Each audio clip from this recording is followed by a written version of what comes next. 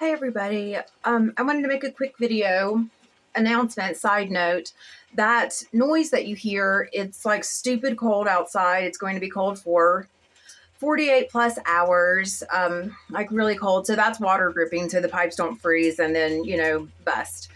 So to prevent that, that's like the running water. And that's kind of what I like, why I wanted to make a video. The main reason I want to make any of these videos is just for like my own, to kind of push myself to be able to speak and live and like trust myself and love myself, but also like, damn, we have to be going through this together, right? Life is like getting so crazy, and it's been so crazy for everyone, and like everybody has their own shit, their own like motivations, and at the end of the day, I really believe that most people on the planet are like trying to do good in an earnest way, like even when we're failing and coming up short and like careening to hell with like the best of intentions. Those intentions have to count for something, right?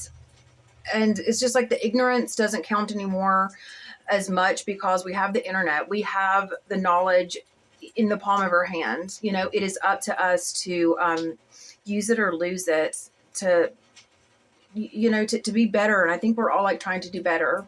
And I made a video at the start of the year a couple weeks ago about resolutions, and like I had a really strong feeling, a positive feeling that this was like going to be our year. The people who like, I don't know, the wallflowers, but all of us. And I think we're like, most people are like wallflowers at heart, or at least feel that way. Even successes maybe, but feel kind of like that awkwardness inside, or like imposter syndrome or whatever. Imposter syndrome, I used to be jealous of people who had imposter syndrome. I've talked about this before. It was like, I thought it was going to be like a syndrome that really like spoke to my soul because the name was captivating and like titillating to my senses.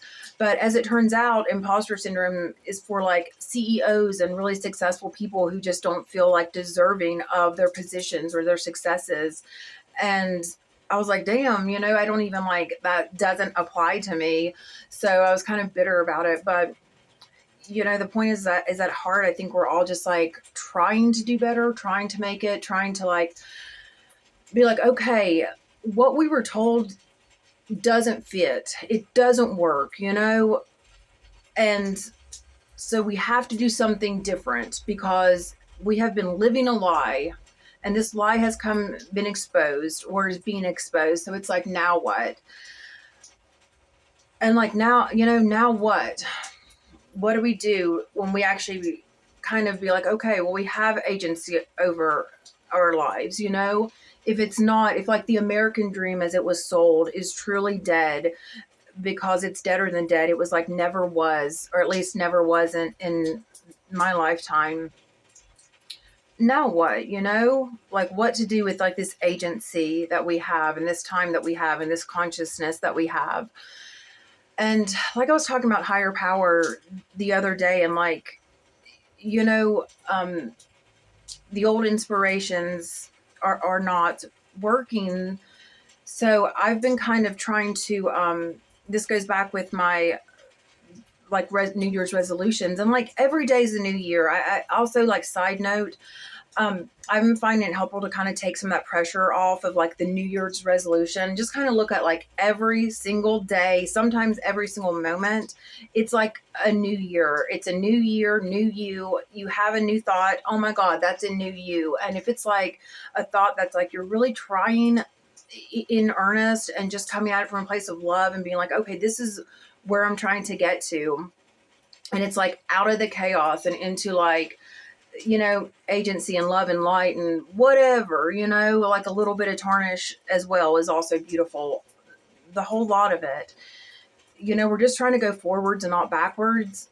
Well, that is you, even just that thought. It's like, that's a new version of yourself. Every thought in the right direction. It's just like a little bit, higher version of yourself. And that's the only thing that helped me with my, my weight loss. In a practical sense, Noom was the first thing in 2020. The Noom app, worth every penny. really helped me change, my relationship with eating and food from like a psychological standpoint, which that was everything. But it was what made me even like take the leap to get Noom and to be like, I am going to find something that is going to work. This is what I'm choosing to get there, which is, that is everything. That thought, like I said, that's the you. That thought of, this is, I'm going to do something because I am not doing this any motherfucking second longer. That is the new you. It's just like seeing it through to like really like embody it. And I think having your life reflect that is like the tricky part, because we're just bombarded with everything, not to mention our own triggers and our own like doubts and stuff. But like I was like, I have to do something. I am not going to be 200 pounds. I am not going to be uncomfortable in my skin for the rest of my life. I cannot do it. I'm not going to be on drugs. So what am I going to do? How can I lose weight in a healthy way? And that's also with drugs too. It's like that rock bottom of, this is where I'm not going back to. You can make that choice. You have to make that choice to set the parameters and then say, hey, I am worthy. I don't deserve this shit anymore. Whether it's like, poisoning yourself just to feel alive or just to feel like you can live through the moment, or it's like, eating your feelings because, you have to have like a reprieve in Oreo or whatever. You don't think you're like worthy of actually like going out and taking a walk in nature. That was me. As well. Oreos were like the bane of my existence. Like I can't eat one, I can't eat five, like I eat them by the sleeve. But anywho, like I'm looking at my goals from as kind of a place of, consciously being aware of my goals as that higher version of myself, like the person I want to be, the person I am being in this moment, the person I am becoming, all of it. If we're made in God's image, which I do think we are, I don't believe anything's a coincidence. And even if you do think some things are, we all know that feeling when it's like a coincidence is, it's not. It feels deeper. It hits different when it's like, man, that was eerie, and beautiful and crazy. That's not a coincidence. That's how coincidences are. They're like winks from like the universe saying like, hey, we're in this together, And it blew my mind. It was one of the most beautiful things I ever heard just like a week ago when I learned that we are literally made from like dead stars. Like the iron in our blood comes from nowhere else, as a scientific fact, stars. Oh my God, that is beautiful. That is magical. And it's like, that's the magic that I want to like embody in this life, And I feel like it was suppressed for so long. We were just, taught like to get back to work, like, and be like these little brain dead worker bees so we can like take a vacation once a year, like if we're lucky. And, that's gone. So it's like, now what? Okay, we're magical, but like how to embody that and actually like live a magical life. And that's what I love about coincidences. That's how I kind of really started to believe maybe there was more to this, was just to see like the symmetries and dates and numbers and stuff. And it really like spoke to my heart and soul. So anyway, I like to think that we are made, our consciousness is made in something divine. We are so different from the other animals, mainly because we're like aware of our like imminent demise, and our impending death at any given time. That's like freaky, and that's a big burden. And that consciousness and awareness like is a responsibility on our shoulders and like a weight to live a life worth living, and to come at life from a place of love and self-love. And so that higher version of myself, like what I want to do, I'm looking at that as like, our goals are our own, they come from ourselves, but when they come from the heart, they come from a deeper place. That's not just like, I don't want to be in the WNBA. I don't want to, be a doctor. These are not my goals, but they're someone's goals. We all have our own goals, and where do they come from? Why are our hopes, dreams, wishes, and goals our own? And that's us. That's that like higher version of us. That's our North Star, our life's mission, our purpose.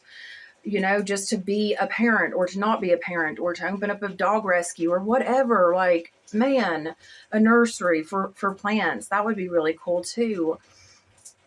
That when we think about it consciously and birth that goal of ourselves, that is our higher self. That is the divine in us being expressed or wanting to be expressed.